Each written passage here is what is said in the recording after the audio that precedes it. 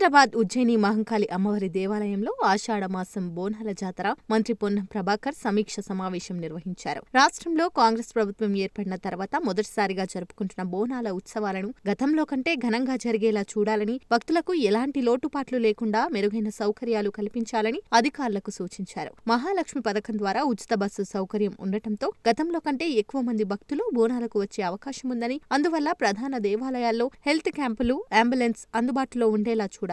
అన్ని శాఖలు సమన్వయంతో పనిచేసి బోనాల పండుగను విజయవంతం చేయాలని సూచించారు. ఈ సమావేశంలో GHMC mayor Gadwal Vijayalakshmi, deputy mayor Mothe Srilatha Shobhan Reddy, దేవాదాయ శాఖ principal secretary Shailaja Ramaiyer, secretary Hanumantharao మరియు ఇతర శాఖల అధికారులు పాల్గొన్నారు.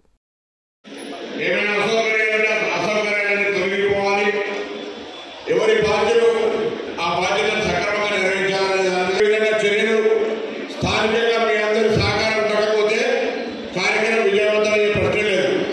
కాబట్టి ముందుగా రాష్ట్ర ప్రభుత్వం నుంచి ఎప్పుడు కూడా ఈ యొక్క అమ్మవారి ఉత్సవాలకు సంబంధించి ఆషాఢ మాసం బోనాలకు సంబంధించి జరిగే కార్యక్రమం ఆనవాయితీగా జరుగుతూనే ఉంటుంది. అందులో మీరందరూ కూడా చురుకుగా సామాజికంగా సాంఘికంగా బాధ్యతలు తీసుకోవాలని ప్రభుత్వ పక్షాన్ని మీ అందరూ హృదయపూర్వకంగా కోరుతా ఉన్నారు.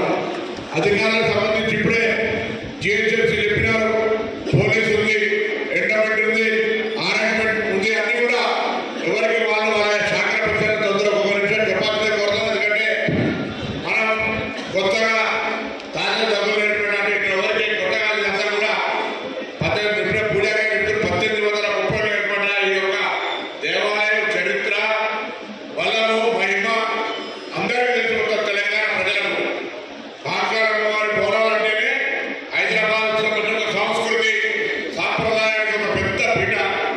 అందులో భాగంగా ప్రభుత్వ పక్షాన కూడా ఈ యొక్క నిర్వహణకు 15 కోట్లు ఉంటే ఈసారి 5 కోట్లు పెంచి మరి గవర్నర్ కొండా సురేఖ గారు, దేవాదాయ శాఖ మంత్రి గారి నేతృత్వంలో ప్రిన్సిపల్ సెక్రటరీ శైలజ రామయ్య గారు అందరూ కూడా కలిసి మరి